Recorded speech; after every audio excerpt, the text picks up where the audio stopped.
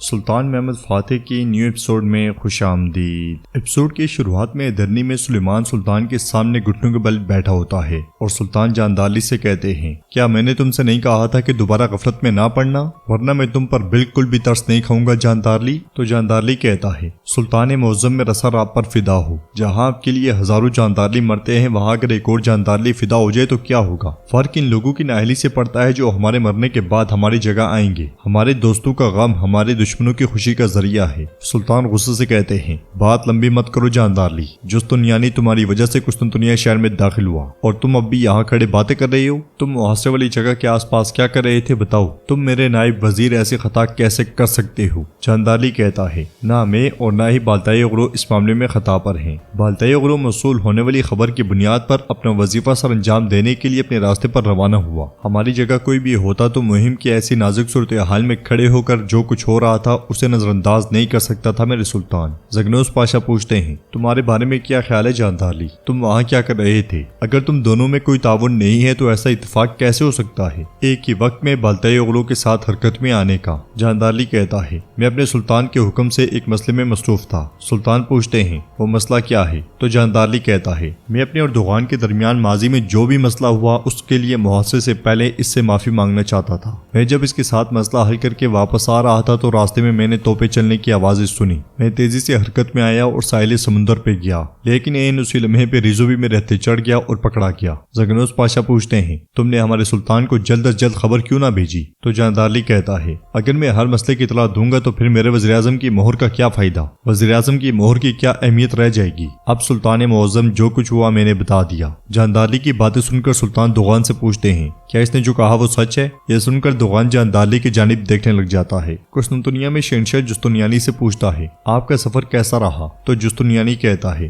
آپ کی بدولت سفر مشکلات سے محفوظ رہا، میں آپ کا شکر گزار ہوں کہ آپ نے اپنا وعدہ پورا کیا۔ تو شہنشاہ کہتا ہے، ان مشکل حالات میں مدد کو آنے کے لیے میں آپ کا بھی مشکور ہوں۔ جستنیانی کہتا ہے، میں اپنی پوری کوشش کروں گا، اس میں کوئی شبہ نہیں۔ تو نوترس آگے بڑھتے ہوئے کہتا ہے، تم جن عثمانیوں سے لڑنے جا رہے ہو انہیں اپنے ان جاگیرداروں جیسا مت سمجھنا جنہیں تم نے محکوم بنا رکھا ہے۔ مجھے بالکل یقین نہیں تھا کہ پاپائے اعظم مدد کے لیے اتنے جہاز بھیجیں گے۔ یہ سن کر جستنیانی کہتا ہے، مجھے پاپائے اعظم نے نہیں بھیجا بلکہ میں اپنی مرضی سے آیا ہوں۔ نوترس کہتا ہے، اگر آپ چاہیں تو ہم اناج کی ادائیگی کر سکتے ہیں، اس طرح آپ خطرے میں پڑے بغیر واپس جا سکتے ہیں۔ تو جستنیانی کہتا ہے، ہار مان کر بھاگنا میری فطرت میں نہیں ہے۔ کیا آپ ہماری طرف سے لڑنے والے ہیں یا ہمارے مخالفین کی طرف سے؟ نوترس غصے سے کہتا ہے، میں ہمیشہ روم کے ساتھ ہوں، روم میں پیدا ہوا تھا اور روم میں ہی مروں گا۔ اس کے ساتھ ہی وہ سب آگے بڑھ جاتے ہیں۔ ادرنی میں دوغان کہتا ہے، میرے سلطان خلیل پاشا میرے پاس آئے تھے، میں نے ان سے ایسی باتیں سنی ہیں جو پہلے کبھی نہیں سنی تھی۔ انہوں نے کہا تھا کہ ماضی میں پیش آنے والے واقعات پر معذرت خواہ ہوں، یہ ماضی کو بھلا کے مستقبل کی طرف دیکھتے ہیں۔ انہوں نے مزید کہا تھا کہ ہمارے سامنے موت ہے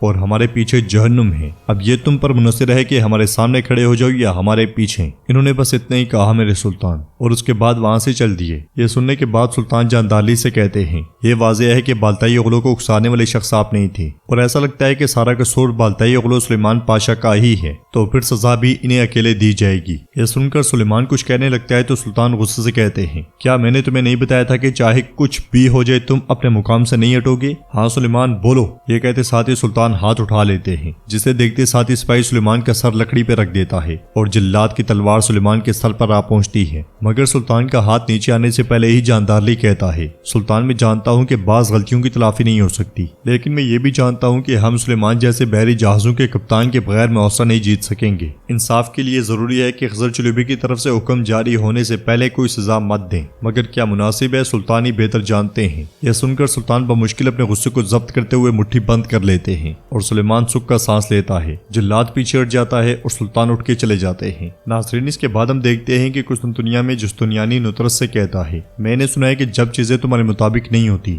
تو تم روم کو چھوڑ کر واپس اپنے کھچار میں چلے جاتے ہو۔ تو نوترس کہتا ہے، یہ تو سچ ہے کہ میں اپنے کھچار میں واپس چلا جاتا ہوں، لیکن مزید مضبوط ہو کے واپس آتا ہوں۔ شہنشاہ کہتا ہے جیسا کہ ہم سب کرتے ہیں نوترس بھی کچھ وقت کے لیے موریا گیا، لیکن جیسا کہ اس نے کہا یہ پہلے سے زیادہ مضبوط ہو کے واپس آیا ہے۔ پھر آگے بڑھتے ہوئے کہتا ہے جب ہمارا شہر خطرے میں تھا یہ فوراً آیا اور دوبارہ اپنے کام پر ڈٹ گیا، اور تم بھی ایک لمحہ بھی ہچکچائے بغیر ہماری مدد کے لیے آگے۔ ادرنی میں سلطان زگنوس پاشا کے ساتھ کمرے میں آتے ہیں اور غصے سے کہتے ہیں بحری جہاز کے ساتھ جو کچھ بھی ہوا اسے کبھی بھی اپنی جگہ نہیں چھوڑنی چاہیے تھی۔ یہ کہتے ساتھ وہ نقشے پہ موجود نشانیاں پھینک دیتے ہیں تو زگنوس پاشا کہتے ہیں سلیمان پاشا کا جرم اس کی سزا کے لیے بالکل واضح تھا، مجھے ڈر ہے کہ آپ نے اسے معاف کر کے غلطی نہ کر دی ہو۔ سلطان کہتے ہیں جب ہم قسطنطنیہ کا محاصرہ کرنے والے تھے تو کیا بحری جہاز کے کپتان کو قتل کر دینا چاہیے تھا؟ کیا یہ صحیح تھا زگنوس پاشا؟ تو زگنوس پاشا کہتے ہیں میرے سلطان آپ ٹھیک کہتے ہیں، لیکن اس عظیم سلطنت عثمانیہ میں آپ کے اور بھی خادم ہیں جو اس کام کے لائق ہیں۔ اگر آپ اجازت فرمائیں تو وزیر اعظم خلیل پاشا آپ کو اس معاملے کے لیے موزوں امیدوار فراہم کر سکتے ہیں۔ سلطان کہتے ہیں جب خضر چلیبی تحقیقات مکمل کر لیں گے تو اس کی سزا پہلے ہی معلوم ہے۔ جہاں تک امیدواروں کا تعلق ہے تو خلیل پاشا کا انتظار کرنے کی ضرورت نہیں، اب آپ ان معاملات پر توجہ دیں،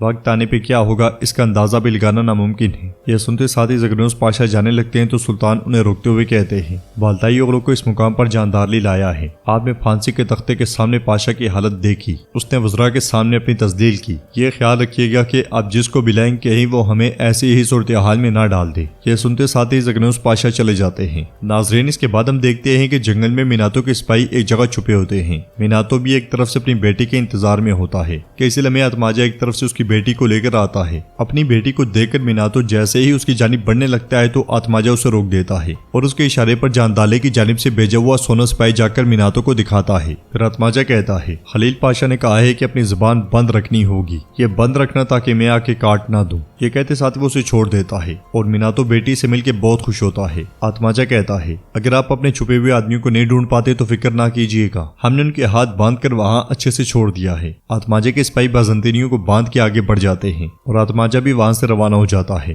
دوسری طرف جنگل میں حسن سلطوق سے کہتا ہے جاندارلی نے مجھ پہ ہر طرف سے حملہ کیا، میں حیران تھا کہ ہو کیا رہا ہے۔ سلطوق پوچھتا ہے کیا تم نے بالی بے کو معلومات دی ہیں؟ جواباً حسن کہتا ہے نہیں، مجھے ابھی تک موقع نہیں مل سکا۔ سامنے بالی بے علی بے کے ساتھ بیٹھے ہوتے ہیں اور علی بے ان سے کہتے ہیں آپ نے ان کے گوداموں کو اڑا کے بہت اچھا کام کیا ہے بالی بے۔ تو بالی بے کہتے ہیں لیکن تب ہمارا سامنا اس غدار اورحان سے ہوا۔ علی بے پوچھتے ہیں اورحان کیا وہ مر گیا؟ تو بالی بے کہتے ہیں نہیں، وہ پھر سے بچ گیا، لیکن تیسری کوشش ضرور کامیاب ہو جاتی ہے، مجھے امید ہے کہ اس کا ساتھی مصطفیٰ پہلے ہی مر چکا ہوگا انشاءاللہ۔ علی بے حیرانگی سے پوچھتے ہیں مصطفیٰ؟ تو بالی بے کہتے ہیں ہاں مصطفیٰ، یقیناً آپ کو خبر نہیں ہے، وہ بھٹکتا ہوا مصطفیٰ اورحان کا پیروکار بن گیا ہے۔ سلطوق نے اس پر خنجر سے وار کیا، وہ بہت پہلے ہی مر چکا ہوگا۔ ادھر ہم دیکھتے ہیں کہ قسطنطنیہ میں اورحان مصطفیٰ کا علاج کر رہا ہوتا ہے کہ اسی لمحے مصطفیٰ کو ہوش آ جاتا ہے اور اورحان کو دیکھتے ہوئے کہتا ہے میرے سلطان، میری جان آپ کے راستے پر قربان ہوں۔ تو اورحان کہتا ہے سلامت رہو مصطفیٰ، ہم ان لوگوں سے تو بچ گئے جن نے ہماری جان لینے کی کوشش کی،